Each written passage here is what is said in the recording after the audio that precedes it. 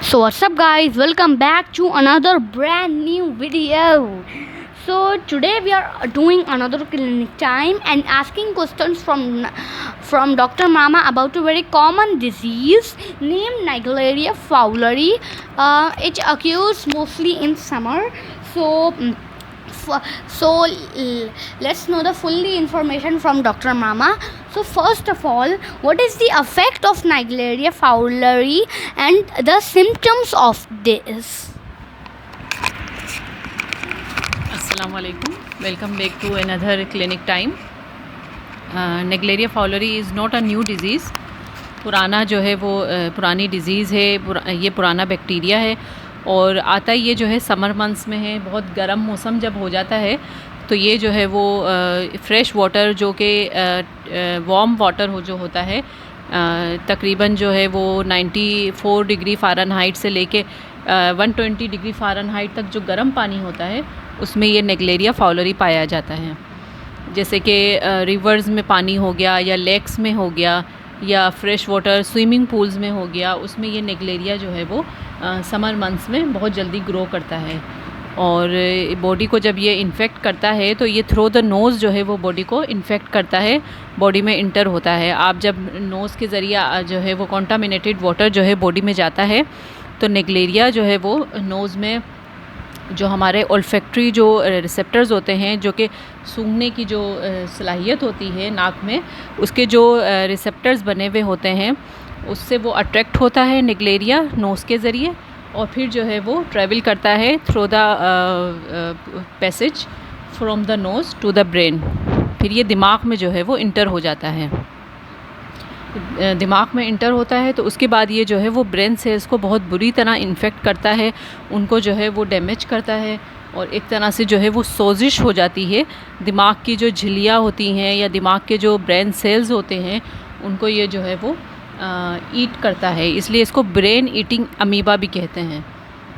It's a parasite और ये amoeba है जो कि जो है दिमाग को जो है वो इन्फेक्ट करते हैं करके उसको जो है वो इन्फ्लेम्ड करता है, सोजिश होती है और उसके नतीजे में होता ये है कि जो है वो जिसको इन्फेक्ट करता है पेशेंट को, तो पेशेंट को जो है हाई ग्रेड फ़ीवर होता है, हेडेक होता है, बॉडी एचेज़ होते हैं और उसकी जो गर्दन जो होती है वो अकड़ जाती है, बहुत बुरी तरह अकड़ जाती है क्योंकि दिमाग पे जो है वो उसने अफेक्ट किया है. तो उसकी वजह से जो है वो जो स्पाइनल कॉर्ड और ब्रेन की जो मेम्ब्रेन्स होती हैं वो सारी इन्फ्लेम्ड हो जाती हैं, सोजिश हो जाती है. तो जिसकी वजह से जो है वो गर्दन जो है वो स्टिफ़ हो जाती है पेशेंट की. तो ये जो है वो मोस्ट कॉमन सिम्टम है नेगलेरिया से. जब पेशेंट इन्फेक्टेड होता है तो मोस्ट कॉमन सिम्टम में आता है जैसे कि हाई ग्रेड फ़ीवर है, हेडेक है, वोमिटिंग्स हैं और नेक जो है वो स्टिफ़ हो जाती है और आप नेक को जो है वो फ्लेक्स नहीं कर सकते हो. आप जो है वो अपनी चिन को जो है चेस्ट पे जब टच नहीं कर सकोगे तो वो नेक जो है वो नेक स्टिफनेस कहलाती है, जो कि इसमें मोस्ट कॉमन सिम्टम है. इसके बाद होता ये है कि जब ये दिमाग को जो है वो खाना शुरू कर देता है, दिमाग को जब डैमेज करना शुरू कर देता है तो जो है वो पेशेंट सेकंड स्टेज में जो है वो उसमें कन्फ्यूजन की जो है वो कंडीशन आ जाती है, डिजीनेस होती है और पेशेंट जो है वो उसको फिट्स पड़ने लगते हैं, उसको झटके लगते हैं. उसके बाद पेशेंट जो है वो कोमा में जा सकता है और पेशेंट जो है वो अनकॉन्शियस हो जाता है. तो ये जो है वो 2 से 12 दिन के अंदर अंदर ये डिज़ीज़ जो है वो पेशेंट को जो है इन्फेक्ट करती है और उसके बाद जो है वो 2 हफ्ते के अंदर अंदर पेशेंट की डेथ हो जाती है. क्योंकि ये इनक्योरेबल है, इसका कोई क्योर नहीं है इस डिज़ीज़ का. Yes, it's a dangerous and it's a incurable disease. इसका कोई क्योर नहीं है. अगर at the early stage diagnose हो जाए तो उसमें जो है वो टेस्ट करवाए जाते हैं. जो स्पाइनल कॉर्ड का जो फ्लूइड होता है जिसको हम सेरिब्रो स्पाइनल फ्लूइड कहते हैं, जो कि ब्रेन का और स्पाइनल कॉर्ड का होता है, उसको निकाल के कमर के ज़रिए लंबर पंक्चर करके निडल से, स्पाइनल निडल से, और फिर उसमें देखा जाता है कि आया ये बैक्टीरिया स्पाइनल फ्लूइड में या सेरेब्रल फ्लूइड में मौजूद है कि नहीं इन द अर्ली स्टेज. और उसके बाद जो है वो इसकी ट्रीटमेंट चलती है जिसमें एंटी फंगल है, एंटी बैक्टीरियल है, ये सारी ट्रीटमेंट दी जाती है. और अगर अर्ली स्टेज पे जो है वो डायग्नोस और ट्रीटमेंट स्टार्ट की जाए तो ये क्योर हो सकता है, वरना ये जो है इनक्योरेबल डिज़ीज़ कहलाती है. And it's a high rate mortality, 99% rate इसकी मोटेलिटी का रेट है। और थ्रू द नोज़ जो है ये इन्फेक्ट करता है। अगर आप जो है वो अपने नाक में पानी डाल रहे हो in these summer days, in these warm days, और किसी स्विमिंग पूल में अगर आप स्विमिंग या फिर जो है वो किसी भी किस्म की जो एक्टिविटी होती है जो कि स्पोर्ट्स में आती है, जो पानी में की जाती है, तो उसमें जब नोज़ के ज़रिए जो है वो पानी जाता है तो ये जो है बैक्टीरिया इंटर हो जाता है। अगर आइज़ में जाएगा, आइज़ के ज़रिए बैक्टीरिया इंटर होगा तो कोई डिज़ीज़ नहीं होगी। अगर माउथ के ज़रिए अगर ये इंटर होता है तो इसको स्टमक जो एसिड्स होते हैं वो इसको किल कर देते हैं। लेकिन नोज़ के ज़रिए अगर ये इंटर हो गया तो ये जो है वो डायरेक्टली ब्रेन में जो है वो इंटर हो जाता है, और उसके बाद जो है एक कंडीशन कहलाती है जिसको हम कहते हैं मेनिंजोएन्केफ्लाइटिस। मेनिंजोएन्केफ्लाइटिस, प्राइमरी अमीबिक मेनिंजोएन्केफ्लाइटिस, जो कि ये कॉज करता है, और उसमें जो है पूरे ब्रेन जो है वो इन्फ्लेम्ड हो जाता है, ब्रेन पूरा डैमेज हो जाता है। ये डिज़ीज़ ये कॉज करता है। तो जो है वो ये इसके साइन सिम्टम है। ठीक है।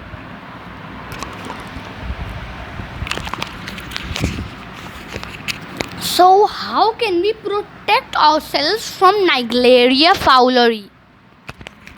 Yes, prevention is the best cure for this dangerous and this killing disease. इसमें क्योर ये करना चाहिए कि अगर हम जितना अवॉइड कर सके उतना जो है वो इन वार्म डेज़ में स्विमिंग पूल्स को अवॉइड करें, या फिर जो है अगर स्विमिंग पूल में आप कोई एक्टिविटी कर रहे हो, कोई स्पोर्ट्स एक्टिविटी कर रहे हो किसी भी किस्म की, तो उसमें आप जो है वो नोज़ में जो है वो अपने पानी ना जाने दो। कुछ ऐसी जो है वो आप प्रिवेंशन करो कि आपके नोज़ में जो है वो पानी ना जाए। अगर आप कोई एक्टिविटी ऐसी कर रहे हो तो उसमें फिर क्लोरीन टेबलेट्स आती हैं जो कि स्विमिंग पूल्स में डाली जाती हैं, जिससे जो है वो जो पानी जो होता है समर के मंथ्स में या वार्म मंथ्स में वो सारा जो है वो डिसइंफेक्ट किया जाता है क्लोरीन की टेबलेट्स के ज़रिए।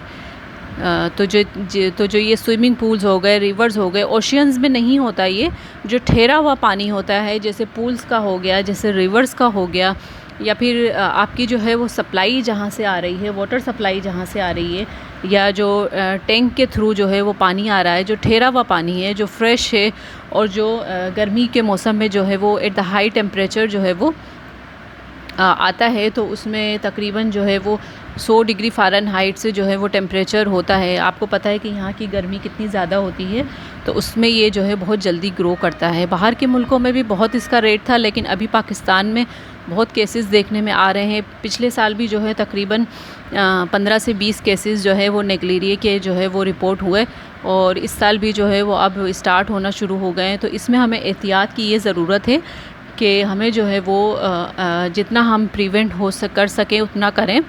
और इसमें हम ये करें कि जब आप पानी यूज़ करें या वज़ू के लिए जो है वो, तो उसमें हम पानी जो है वो बॉयल है या फिर जो है वो जो पानी टैप वाटर है वो यूज़ ना करें, बल्कि जो है वो मिनरल है या बॉयल वाटर है वो हम यूज़ करें, और ब्लो आउट करें। मतलब जो है वो आपको पानी डालना है, लेकिन आपको वो फिर वो करके निकाल देना है। तो उससे जो है वो अगर कोई बैक्टीरिया या कोई ऐसा जर्म्स जो है वो एंटर होंगे नोज़ में, तो वो ब्लो आउट हो जाएंगे। ठीक है, तो इस तरह से ये प्रिवेंशन हो सकती है इसकी।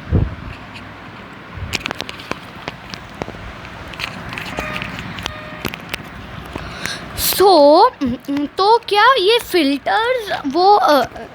फ़िल्टर्स ब्रेन ईटिंग अमोबिया को हटा सकते हैं?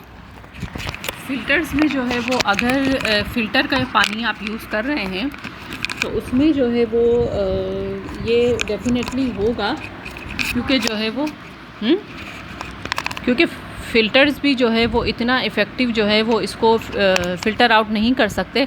हाँ, अगर उसमें रिवर्स ऑस्मोसिस के ज़रिए जो है आपका फ़िल्टर सिस्टम ऐसा है जिसमें एक प्रोसेस होता है जो रिवर्स ऑस्मोसिस के ज़रिए सारे जो है वो केमिकल्स जितने होते हैं पानी के, या फिर जितने बैक्टीरिया हो गए, जितने वायरसेस हो गए, तो उसको जो है वो फ़िल्टर आउट कर देता है। एक प्रोसेस होता है रिवर्स ऑस्मोसिस का। अगर वो प्रोसेस के ज़रिए फ़िल्टर आउट हो रहा है पानी, तो वो पानी ठीक है फ़िल्टर का। एल्स अदरवाइज़ जो है वो आप मिनरल वाटर है या फिर जो है वो बॉयल वाटर यूज़ करें, तो ज़्यादा सही है। और टैप वाटर जब आप यूज़ करेंगे शॉवर में या फिर जो है वो वज़ू के लिए या फिर जो है वो फेस वॉश करने के लिए, तो उसमें आपने ये कोशिश करनी है कि आप जो है वो अगर नाक में पानी डालते हैं तो वो कम से कम जो है वो आप उसको जो है वो अवॉइड करें, या फिर नाक में पानी डाल रहे हैं तो फिर जो है फ़ौरन से उसको ब्लो आउट कर दें, ताकि कोई ऐसा जर्म अगर नाक में मौजूद भी है तो वो जो है फ़ौरन से निकल जाए। ठीक है।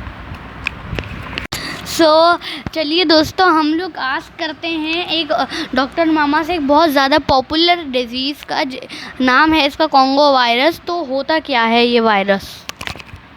कोंगो वायरस जो है वो एक किस्म का वायरस है जो बॉडी में, ह्यूमन बॉडी में जो है वो थ्रू द टिक्स है या थ्रू द मॉस्किटो है, वो ह्यूमन बॉडी में एंटर हो जाता है। और ये एनिमल्स में जो है वो पाया जाता है वायरस, मोस्ट कॉमनली जैसे कैटल्स हैं, गोट्स हैं या फिर शीप हैं, उनमें ये वायरस पाया जाता है। और ये ह्यूमन बॉडी में जो है वो थ्रू द मॉस्किटो बाइट्स हैं या थ्रू द जो है वो टिक बाइट है या कोई किसी किस्म का फ्लाई हो गया या इंसेक्ट हो गया, वो जब बाइट करेगा ह्यूमन बॉडी की स्किन पे तो ये जो है वो ह्यूमन बॉडी में इंटर हो जाता है। और जब ये ह्यूमन बॉडी में इंटर होता है तो एक वायरल डिज़ीज़ की जो प्रेजेंटेशन होती है वो हमारे सामने आती है, जिसमें हेडेक है, हाई ग्रेड फीवर है, नेक पेन है और बॉडी एचिज़, मायल्जिया है, और जो है वो ब्लीडिंग जो है वो किसी भी जो है वो सुराख के ज़रिए जो है वो हो सकती है, ब्लीडिंग स्टार्ट हो सकती है इसके इन्फेक्शन के नतीजे में।